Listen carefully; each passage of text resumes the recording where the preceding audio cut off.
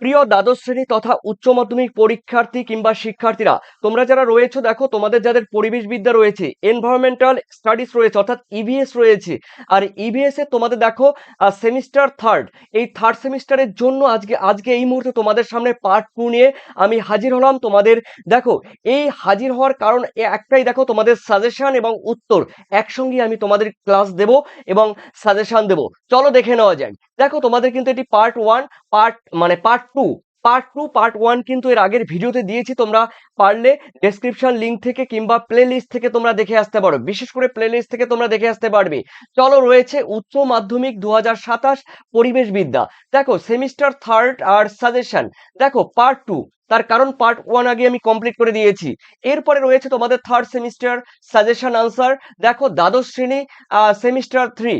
তো চলো, প্রথম কোয়েশ্চেন রয়েছে। দেখো, প্রথমে আমি বলে দিচ্ছি, দেখো নিম্নলিখিত প্রশ্নগুলির উত্তর দাও। সকল প্রশ্ন আবশ্যিক। পরীক্ষার সময় তোমাদের পরিবেশ বিদ্যার এই ইভিএস এর থার্ড সেমিস্টারের প্রথম কোয়েশ্চেন। দেখো, প্রথম কোয়েশ্চেনটি রয়েছে ভিভিআই ট্রিপল স্টার, রয়েছে কোন মহাদেশকে পাখির মহাদেশ বলা হয়?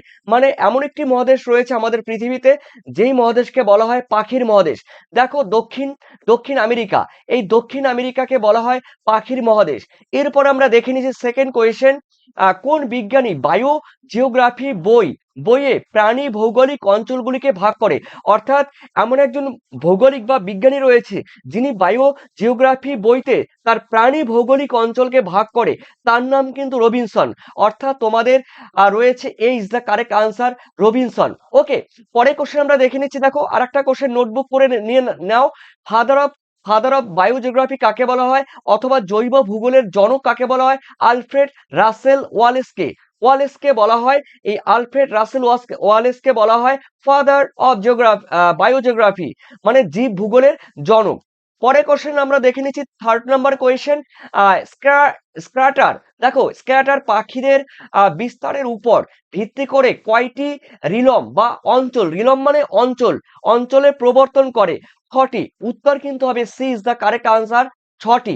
পরের কোশ্চেন আমরা দেখে নিচ্ছি চারে রয়েছে প্রাণী প্রজাতির স্বল্পতার কারণে কোন প্রাণী ভৌগোলিক অঞ্চলে ভাগ করা হয়নি? মানে কোনো প্রাণী ভৌগোলিক অঞ্চলে ভাগ করা হয়নি। দেখো, উত্তর কিন্তু হবে আহ উত্তর কিন্তু হবে দক্ষিণ মেরু। দেখো, দক্ষিণ মেরু কিংবা আন্টার্কটিকাকে কোনো ভাগে ভাগ করা যায়নি। তার কারণ আমরা জানি আন্টার্কটিকায় সারা বছর বরফ থাকে। সেখানে দেখো, সেখানে যে প্রাণীদের ভৌগোলিক অঞ্চলে ভাগ করা হবে, প্রাণী নেই বললেই চলে। কিছু রয়েছে, সিল মাছ রয়েছে, পেঙ্গুইন রয়েছে, এছাড়া অন্যান্য প্রাণী নেই বললেই চলে। তো উত্তর কিন্তু হবে ডি। এরপরে রয়েছে, দেখো তোমাদের 5 রয়েছে 1974 খ্রিস্টাব্দে আন্টার্কটিকাকে নতুন প্রাণী ভৌগোলিক অঞ্চল হিসাবে গণ্য করার প্রস্তাব করেন কে? দেখো, ইলিস। দেখো, ইলিয়াস দেখো, রয়েছে A is the correct answer. ঠিক আছে, ইলিয়াস ইলিয়াস এ ইজ দ্য কারেক্ট আনসার। পরের কোশ্চেন আমরা দেখে নিচ্ছি, আইইউসিএন, এই আইইউসিএন কর্তৃপক্ষ প্রকাশিত ইউনেস্কোর ম্যান অ্যান্ড বায়োস্ফিয়ার প্রোগ্রামে প্রফেসর, দেখো মিক্লোস ডি এফ উডভার্ডি বা ইউভার্ডি দ্বারা ড্যাশ প্রাণী ভৌগোলিক অঞ্চলের কথা উল্লেখ করেন? দেখো, এখানে হবে 8টি প্রাণী অঞ্চলের কথা উল্লেখ করে, এই ইজ দ্য কারেক্ট আনসার।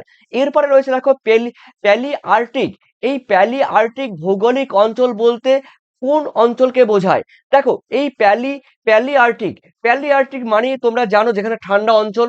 দেখো, প্যালি আর্টিক ভৌগোলিক অঞ্চল বলতে প্রথমে রয়েছে, দেখো প্রথমে বলে দিয়েছি সমগ্র ইউরোপ, চীন, জাপান এবং উত্তর সাহারা এই অঞ্চলকে, মাঞ্জুরিয়া, সাইবেরিয়া অর্থাৎ রাশিয়ার এই অঞ্চলকে, হিমালয়ের উত্তরের দক্ষিণ পশ্চিম এশিয়া, আরবের উত্তরাংশ, অর্থাৎ তোমাদের D is the correct answer, উপরের সবগুলি, অর্থাৎ অল অফ দ্য অ্যাবাভ।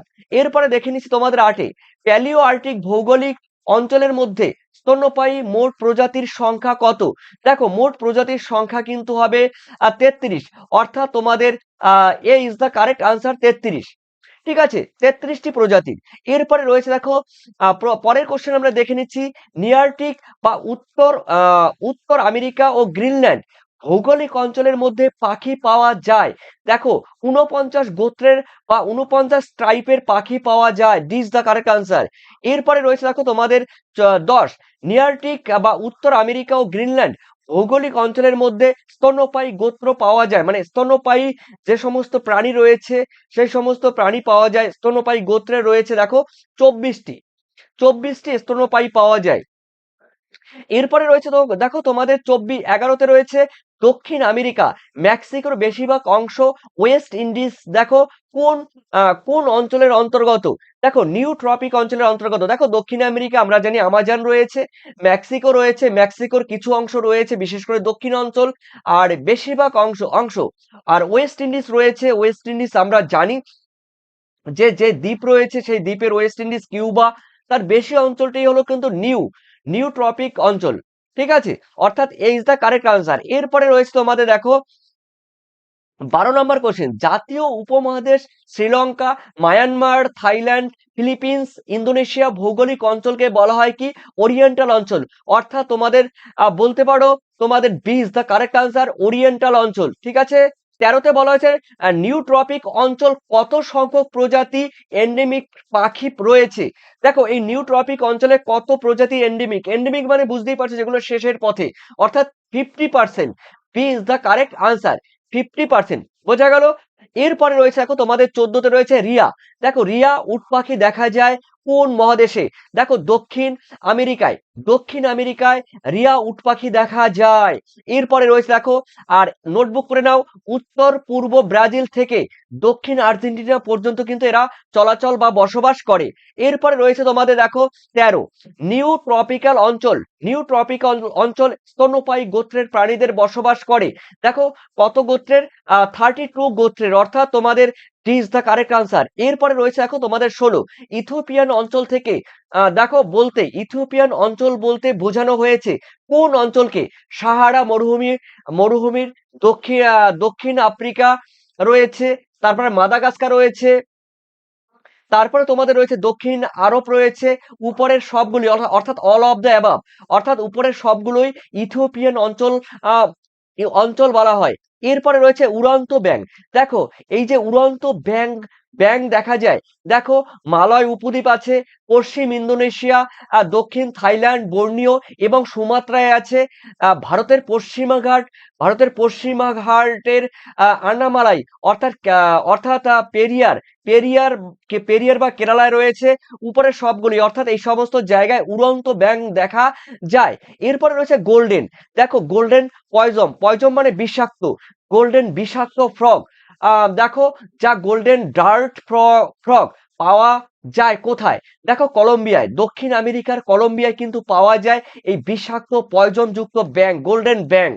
ঠিক আছে, এর সাহায্যে এই ব্যাঙের যে পয়জন থেকে কিন্তু আদিবাসীরা কিন্তু বীজ তৈরি করে, তাদের তাদের তীর, যে তীর রয়েছে সেই তীরের মাথায় কিন্তু দেখো ওই ধরনের ব্যাঙের গোল্ডেন পয়জন ফ্রগের দেখো ওই বিষগুলো তারা তীরে প্রয়োগ করে, বিভিন্ন প্রাণীকে হত্যা করে। ঠিক আছে, তো গোল্ডেন পয়জন ফ্রগ বুঝতেই পারছো কলম্বিয়া দেখা যায়। ইথিওপিয়ান অঞ্চল বলতে কত গোত্রের স্তন্যপায়ী প্রাণী বর্তমান? দেখো 38 প্রজাতির, অর্থাৎ 38 গোত্রের রয়েছে। এরপরে রয়েছে 20তে রয়েছে লেজযুক্ত উভচর, মাত্র একটি সালামান্ডার জাতীয়, সালামান্ডার জাতীয় তোমরা দেখবে সালামান্ডার জাতীয় খুব ভদ্র শান্ত সৃষ্ট হয়, অনেক সময় রাস্তা পেরোনোর সময় তাদের দেখা যায়। সালামান্ডার জাতীয় দেখো টাইলো টোট্রিটন, এই টাইলোটোট্রিটন দেখো লেজবিহীন উভচর সোনা ব্যাঙ, কুনো ব্যাঙ দেখা যায়, মানে এটি অন্য গোত্রের আর কি, এটি কিন্তু অন্য গোত্রের, এটি দেখা যায় কিন্তু ওরিয়েন্টাল অঞ্চলে, অর্থাৎ B is the correct answer, oriental অঞ্চল। এরপরে রয়েছে তোমাদের 66 গোত্রের পাখি এবং 30 গোত্রের, মানে 30 গোত্রের 30 ধরনের গোত্রের স্তন্যপায়ী দেখা যায় কোথায়? দেখো ওরিয়েন্টাল অঞ্চলে। অর্থাৎ আমি অপশন বলতে পারছি না, তারা অপশন বলতে গেলে অনেকটা টাইম কিন্তু মানে লেন্দি প্রসেস হবে, ভিডিও কিন্তু লং টাইম হবে, তাই আমি তোমাদের আনসার গুলো বলে যাচ্ছি। ওরিয়েন্টাল অঞ্চল, D is the correct answer. 60 গোত্রের পাখি এবং 30 গোত্রের স্তন্যপায়ী প্রাণী দেখা যায়।